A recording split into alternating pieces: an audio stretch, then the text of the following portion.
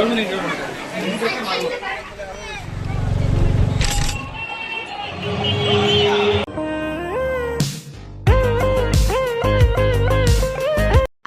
ಎಲ್ಲರಿಗೂ ನಮಸ್ಕಾರ, welcome back to my YouTube channel.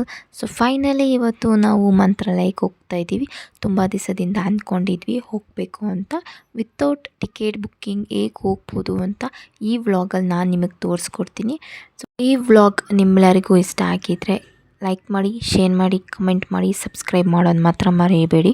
So first ನಾವು ಇಲ್ಲಿಂದ ಮೆಜೆಸ್ಟಿಕ್ ಹೋಗಿ, ಮೆಜೆಸ್ಟಿಕ್ಕಲ್ಲಿ ಕರೆಕ್ಟಾಗಿ 10 o'clockಗೆ ರಾಯಚೂರು ಬಸ್ ಇದೆ. ಸೊ ಅಲ್ಲಿಂದ ನಾವು ರಾಯಚೂರು ಬಸ್ ಸ್ಟಾಪ್ಗೆ ಹೋಗಿ ಅಲ್ಲಿಂದ ನಾವು ಮಂತ್ರಾಲಯಕ್ಕೆ ಹೋಗಬೇಕು. ನೈಟಲ್ಲಿ ಟ್ರಾವೆಲ್ ಮಾಡ್ತೀನಿ ವಿತೌಟ್ ಬುಕ್ಕಿಂಗ್ ಅನ್ನೋರಾದರೆ ಬೇಗ ಮನೆ ಬಿಟ್ಟರೆ ಒಳ್ಳೆಯದು ಅಂತ ಅನಿಸುತ್ತೆ. ಯಾಕಂದರೆ ನಾವು 11 o'clock ಆದರೂ ಸಹ ರೂಮಲ್ಲೇ ಇದ್ವಿ. ನಾವು ರೆಡಿಯಾಗಿ ಹೋಗೋಷ್ಟೊತ್ತಿಗೆ 1 o'clock ಆಗೋಯಿತು. ಸೊ ಒಳಗೆ ನಾವು ದರ್ಶನ ಮಾಡೋಷ್ಟೊತ್ತಿಗೆ 2 o'clock ಆಗೋಯಿತು. ಯಾಕಂದರೆ ಜೋರಾಗಿ ಮಳೆ ಬಂತು ನಾವು ದರ್ಶನ ಮಾಡೋ ಟೈಮ್ಗೆ.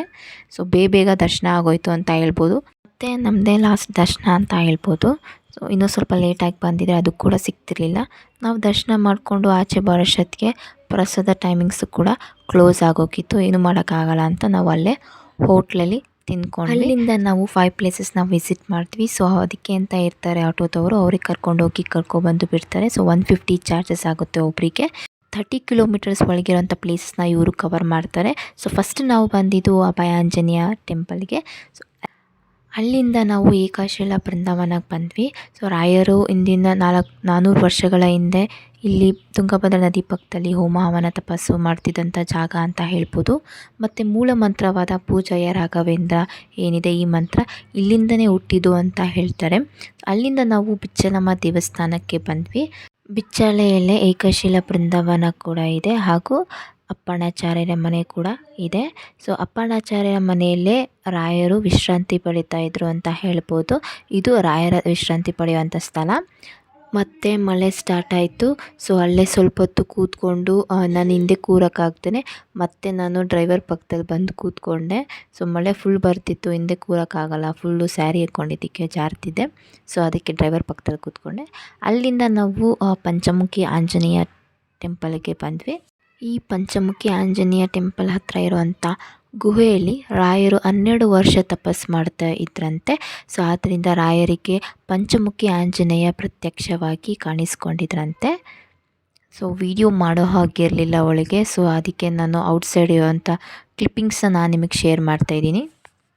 ಫೈನಲಿ 5 ಪ್ಲೇಸಸ್ನ ವಿಸಿಟ್ ಮಾಡಿ ಸೊ ಅವರೇ ನಮ್ಮನ್ನು ಮಠದ ಹತ್ರ ಕರ್ಕೊಂಡು ಬಂದು ಬಿಟ್ಟರು. ಸೊ ಅಲ್ಲಿಂದ ನಾವು ಮತ್ತೆ ದರ್ಶನಕ್ಕೆ ಹೋದ್ವಿ. ಸೊ ಮಧ್ಯಾಹ್ನ ನಮಗೆ ಸರಿಯಾಗಿ ದರ್ಶನ ಕೂಡ ಆಗಿರಲಿಲ್ಲ, ಮಳೆ ಕೂಡ ಬಂತಲ್ಲ. ಸೊ ಬೇಗ ದರ್ಶನ ಆಗೋಯಿತು. ಸೊ ಮತ್ತೆ ನಾವು ನೈಟಲ್ಲಿ ದರ್ಶನಕ್ಕೆ ಹೋದ್ವಿ. ಸೊ ಒಳಗೆ ಎಂಟ್ರಿ ಕೊಡ್ತಿದ್ದಂಗೆ ಆ ಲೈಟಿಂಗ್ಸಲ್ಲಿ ನೋಡೋಕ್ಕೆ ತುಂಬಾ ಅಂದರೆ ತುಂಬ ಚೆನ್ನಾಗಿ ಕಾಣಿಸ್ತಿತ್ತು. ಸೊ ಒಳಗೆ ಮತ್ತೆ ನಾವು ದರ್ಶನಕ್ಕೆ ಹೋದ್ವಿ.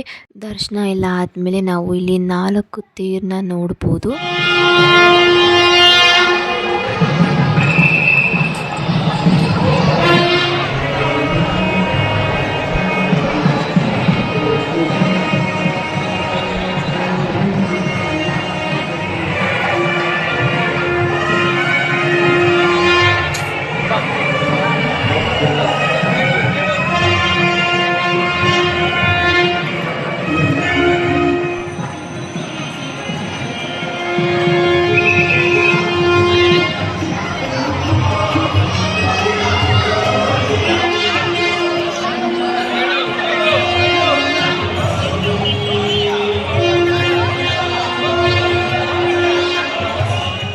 ದರ್ಶನ ಎಲ್ಲ ಆದಮೇಲೆ ಪ್ರಸಾದ ಕೂಡ ಸಿಕ್ತು, ತಿಂದ್ಕೊಂಡು ಅಲ್ಲಿಂದ ನಾವು ರೂಮ್ಗೆ ಹೋದ್ವಿ. ರೂಮಲ್ಲಿ ಫ್ರೆಶ್ ಅಪ್ ಆಗಿ ಅಲ್ಲಿಂದ ನಾವು ರೈಲ್ವೆ ಸ್ಟೇಷನ್ಗೆ ಹೋದ್ವಿ. ಸೊ 11:30ಗೆ ಟ್ರೈನ್ ಇದೆ.